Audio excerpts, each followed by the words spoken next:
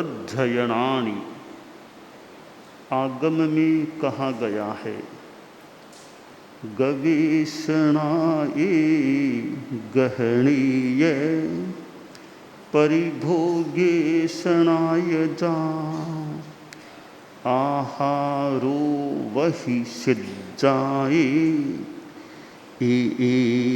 तिन्निबिसो है उग्मुक्पायणं पढ़मे बीए सोहिज एषणं परिभोयं च उक्कम विसोहिज जयम जई।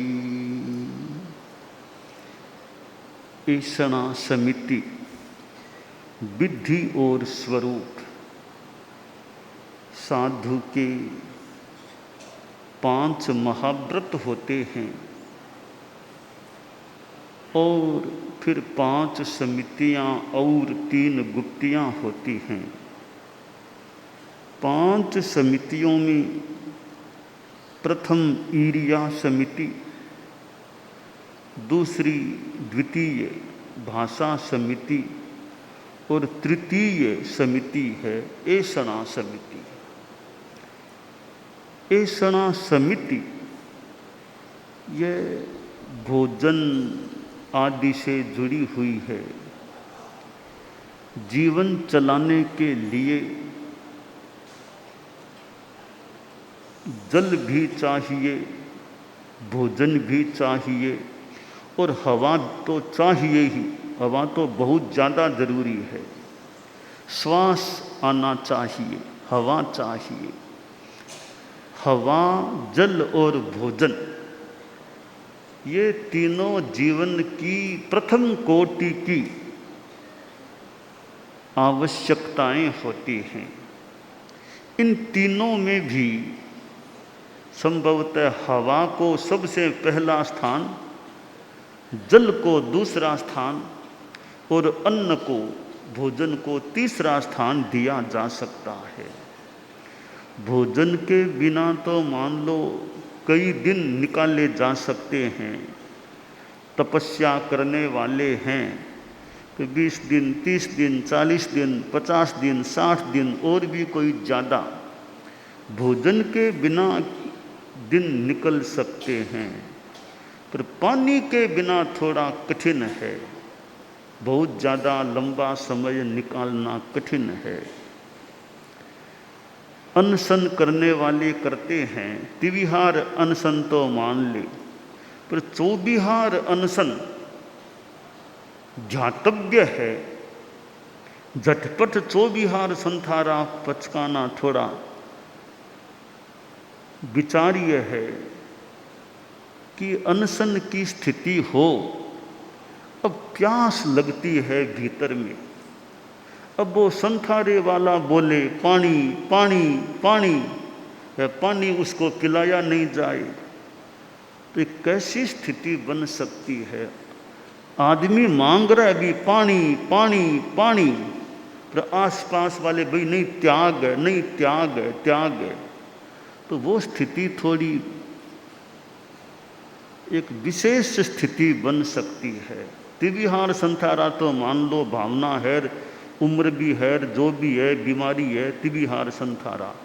तो चौबिहार संथारा पचकाना हो, यह तो बहुत यानी विशेष ध्यातव्य है कि चौबिहार संथारा पचकाएं। यानी अपने इच्छा से पानी पियो मत पियो उसकी इच्छा, 1-2 घंटा का त्याग कर लो वो भी मान लो ठीक है।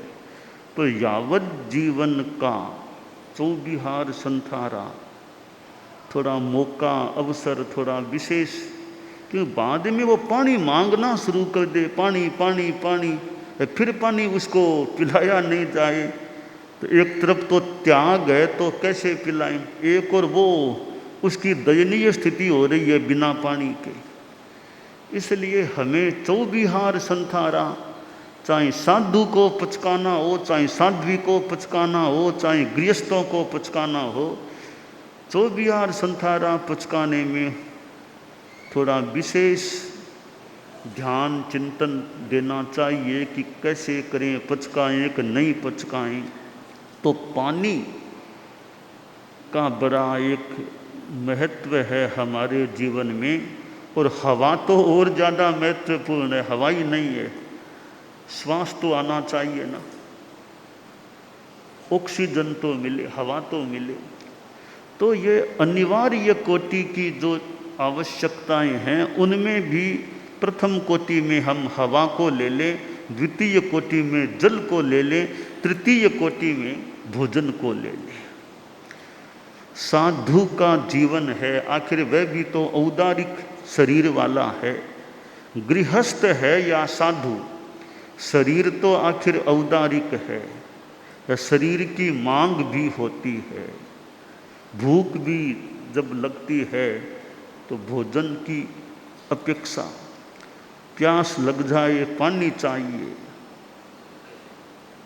और भी शारीरिक कार्य के लिए भी पानी चाहिए।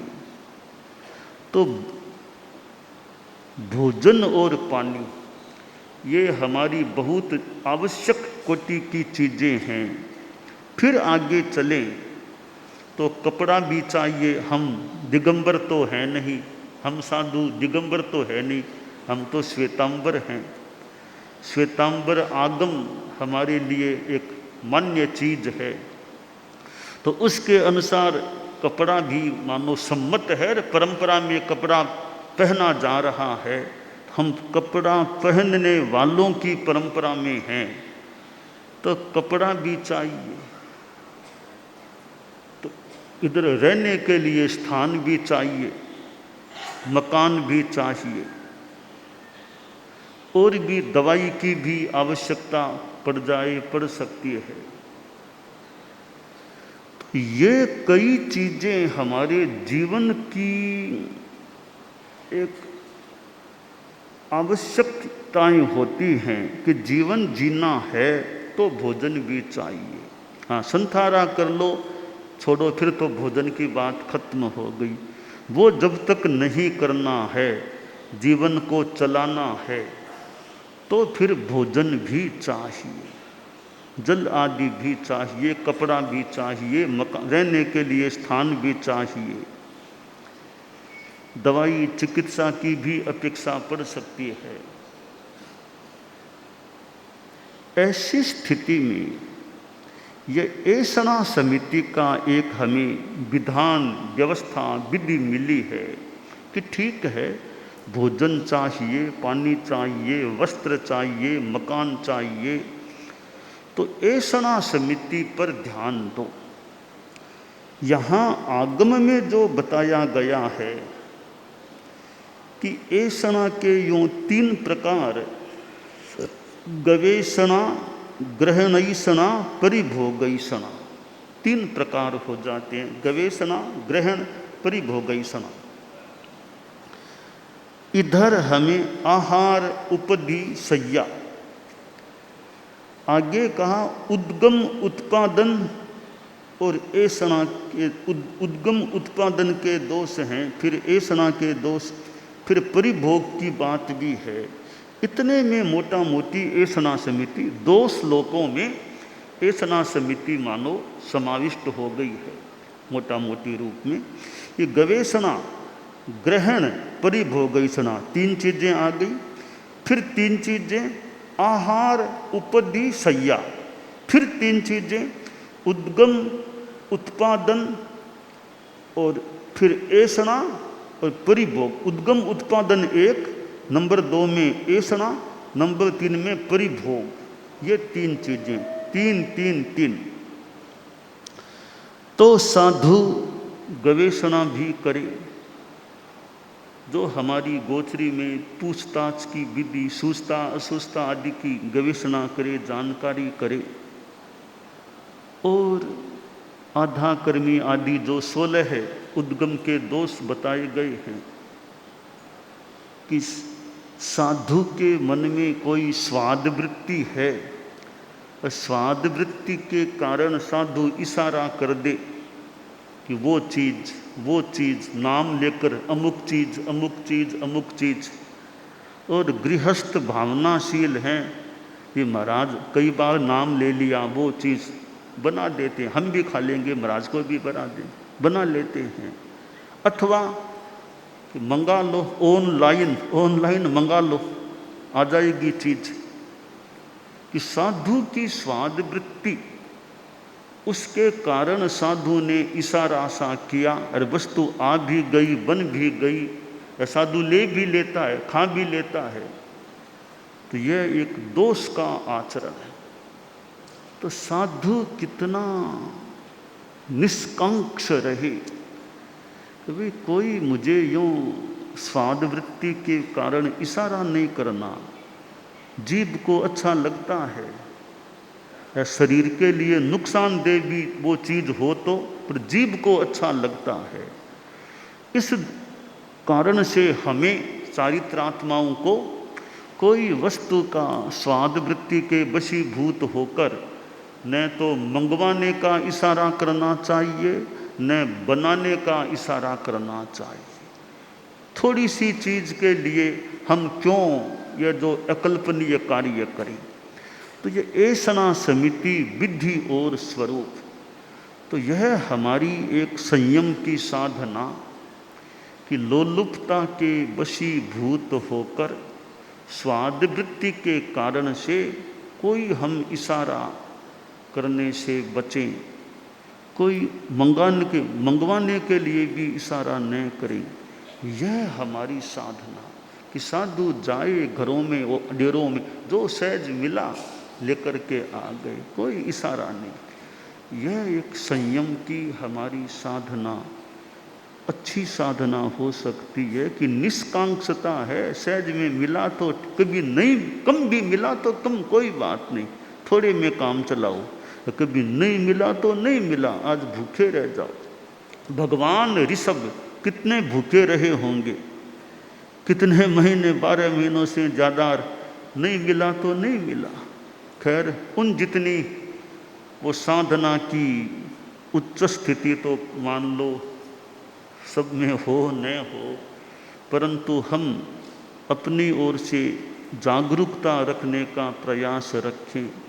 कभी नहीं मिले तो भूखे भी रह सकें। थोड़ा मानस वैसा बन जाए, मानस बन जाए, भूखे रह जाएं, क्या खास बात है। आज नहीं मिल रहा है तो नहीं सही, आपने तप का लाभ उठाओ। लभ्यते लभ्यते साधु, साधु एव न लभ्यते, अलब्धे तपसो वृद्धिर लब्धे देहस्य धारणा। कि मिल जाए तो ठीक है, न मिले तो भी चलो ठीक है, कोई बात नहीं। तवोत्ति अहियासई, आज मेरे सहज तप हो रहा है, यह मानकर हम सहन कर लें। वर्षा आ गई है, आ रही है वर्षा, मान लो प्रातराश की भी गोचरी नहीं हो पा रही है, कोई बात नहीं, सहज पोरसी कर लें। आज इतनी देर हो गई, 2.5 घंटा 2 घंटा दिन चढ़ गया, अभी तक वर्षा है, कोई बात नहीं, पोरसी करो आज, सहज यह लाभ तो उठाएं। यह इच्छा नहीं करना वर्षा रुक जाए, वर्षा रुक जाए, यह इच्छा भी नहीं करनी चाहिए। वर्षा कब रुके, रुके, गोचरी जाए, रुके, रुके तो रुके, न रुके तो न रुके। हम अपनी साधना में रहें। साधु को वर्षा हो यह भी नहीं बोलना, वर्षा न हो यह भी नहीं बोलना, सर्दी पड़े यह भी नहीं बोलना, सर्दी न पड़े यह भी नहीं बोलना, गर्मी पड़े यह भी नहीं बोलना, गर्मी न पड़े यह भी नहीं। बस समता रखो। साधु प्रकृति की स्थितियां है, प्रकृति में वर्षा सर्दी गर्मी ये चीज़ें होती हैं। बस साधु किसी भी तरफ झुके नहीं, न होने में झुके न होने में झुके, तटस्थ मध्यस्थ रहे। ऐसना समिति विधि और स्वरूप, ये उद्गम के 16 दोष, उत्पादन के 16 दोष, ऐसना के 10 दोष, फिर हमारे मांडलिक दोष भी हैं परिभोग के संदर्भ में। इनमें हमारी संयम की चेतना कि भी साधु लोलुपता में न जाए, सहज गोचरी में चीज आ गई तो आ गई, सहज आ गई तो आ गई, पर लोलुपता के कारण इशारा करने की वो हमारी वृत्ति, वो स्थिति हमारी नहीं बननी चाहिए। कि साधु सहज मिले सो दूध बराबर, सहज मिल गया वो, उस पर ध्यान दो। तो यह हमारे जीवन की आवश्यकता भी है, भोजन पानी वस्त्र आदि आदि। इधर हमारा विधि विधान भी है, और यह अनासक्ति की चेतना, निर्लोभता की चेतना, यह हमारी रहनी चाहिए। और साधु के कभी नहीं मिले तो संयम रख लें, कोई बात नहीं, यह बहुत अच्छा है हमारे लिए कि नहीं मिले तो संयम रखें। हमारी परवस्था अगर न रहे, परवस्था न रहे जीवन में, अब कोई साधु साध्वी कभी चाय की परवस्था हो गई, अब चाय नहीं मिले तो शरीर पर असर, माथा दुखना आदि आदि कुछ हो जाए, वो परवस्था अगर न हो, कुछ नहीं मिले न मिले, तो यह चाय के प्रति भी जो विवशता किसी की हो जाए, वो न हो तो संभवतः बढ़िया है। और कई तो चाय पीते ही नहीं है, कई तो चारित्रात्मक शायद चाय पीते ही नहीं है, अचाय अचाय अचा है, चाय की अचा है, अचाय के रूप में कि कोई चाय का उनके काम में उपयोग ही नहीं करते होंगे, कोई तो चाय का, चाय है कॉफ़ी है, इनकी व्यवस्था हमारे नहीं होनी चाहिए। और संकल्प थोड़ा मनोभाव हो तो नहीं पीना तो नहीं पीना, कि सर्दी लग गई चाय पी लो, अभी चाय नहीं पीना, सर्दी लग गई तो लग गई, सर्दी लगो कुछ लोगों चाय नहीं पीना, हमको नहीं पीना। हमारे कईयों के तो त्याग है, कईयों के तो साधु साधियों के संभवतः त्याग कराए हुए हैं, चाय नहीं पीना तो नहीं पीना तो नहीं पीना। वो साथ वाले कह दें भाई ज़्यादा आ गई थोड़ी तो पी लो, ज़्यादा आ गई थोड़ी तो पी लो, भाई ज़्यादा आ गई तो आप जानो, मैं तो नहीं पीना चाहता। तो बहुत अब हम तो पी नहीं सकते, ज़्यादा आ गई, आप कहो तो मैं पलट करके आ जाऊं, मैं कहो तो पलट के भले आ जाऊं, पीना तो नहीं है मुझे चाय, मुझे चाय नहीं पीना है। तो नहीं पीना तो नहीं पीना, थोड़ी मजबूती रखी जाए, वरना ज़्यादा के नाम पर आज ज़्यादा हो गई, परसों फिर ज़्यादा करते करते वो चाय पीने का क्रम शुरू हो जाए कहीं। तो ज़्यादा के नाम पर भी चाय नहीं पीना एक चिंतन है, पलटना पड़े तो पलटो, तो हमें चाय नहीं पीना, या तो आप खुद पियो उठाओ, हम नहीं पीने वाले तो नहीं पीने वाले। तो यह हमारा एक संयम रह सकता है। तो ऐसा समिति विधि और स्वरूप, उद्गम उत्पादन ऐसा ये दोष है, मांडलिक दोष हैं, इनके प्रति हमारी जागरूकता रहे कि साधु कोई इशारा करके लगे स्पेशल हमारे लिए बनाया है, तो भाई नहीं, हमारे लिए बनाया आपने स्पेशल अमुक चीज़, वो हमें नहीं लेना नहीं चाहिए। हमारे लिए वस्तु मंगाई है, हमारा बिना वस्तु के भी हम काम चला सकते हैं, बिना आलमारी के भी भले कभी काम चला ले, कोई बात नहीं। आलमारी सहज नहीं मिले तो कोई मंगवा कर दे कि लो आलमारियाँ मंगवा दी ले लो, इस पर हम चिंतन करें भाई क्या खास बात है, ऐसे ही काम चलाओ अपना, मंगवाई हुई आलमारियाँ है, हमें नहीं। तो थोड़ा विवेक और चिंतन हमारा रहे, जागरूकता रहे, और जागरूकता न रहे तो ठीक, ये भी ले लो वो भी ले लो वो भी ले लो, तो इसमें हमारा एक अपना संयम रहना चाहिए। और कितनी चीज़ें हैं, कार्टून बैग थैले कितने हैं, ज़्यादा ये परिवार नहीं बढ़ना चाहिए, ज़्यादा अनावश्यक परिवार नहीं बढ़ना चाहिए। इतने थैले इतने बैग इतने कार्टून, वहाँ भुलाया रे, इतनी आवश्यकता है क्या, कितनी चीज़ तुमको चाहिए। अपना अपना कोई प्रतिलेखन कर ले, साधु साध्वियाँ हैं, खुद का खुद प्रतिलेखन कर ले या अगवानी और देख ले भी, चीज़ें आवश्यक हैं या अनावश्यक हैं। अनावश्यक हैं तो हटाओ, दूर करो, बस आवश्यक है उतना ठीक है। ये मिनिमाइज करना, मिनिमाइज कम अल्पीकरण करना, कि मेरे साथ ज़्यादा किसी ने कहा, कितना सही कितना गलत वो अलग बात है। किसी को देखा होगा तो कोई बोला कि महाराज आपके चेला चेली तो नहीं होते हैं।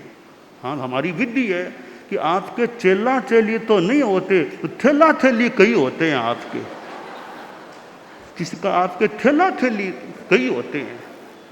तो भी ठीक है, अपेक्षा अनावश्यक थेला थेली है।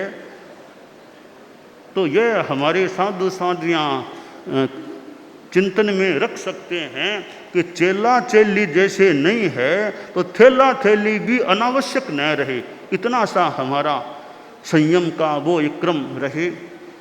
तो ऐसना समिति विधि और स्वरूप की जो बात है, उसमें हमारी सजगता कि लोलुपता से, स्वाद वृत्ति से कहीं हमारे अतिक्रमण का दोष न लग जाए, जागरूकता या थोड़ी पूछताछ का भी रखें, भी इतना क्यों बनाया है, क्यों आया है, क्यों लाए हो, इतनी चीज़ें क्यों आई है। अभी थोड़ा मौके मौके पर यथा अवसर पूछताछ करें। तो पूछताछ ये ऐसना हमारी पूछताछ कर लेना, भी इतना क्यों, आज इतना क्यों बनाया है, क्या बात है। हमने तो यह भी कहा कि भाई भले गृहस्थों के लिए बने कि साधु का जन्म दिवस है, आपका जन्म दिवस है, और आपके नातीले आ गए, वो आ गए कि आज मिठाइयाँ हैं और हैं, तो हमने कहा भाई आपका जन्म दिवस है, भले खुद के लिए बनाया हो, अपने गोचरी में नहीं लाना। हमारे जन्म दिवस पर केक बनाया है, मिठाइयाँ आई और विशेष चीज़ें आज आई है, वो जाने गृहस्थों का अपना क्रम, हमें गोचरी में नहीं लाना। बस ये हम अपना संयम कर लें, बाकी वो जाने।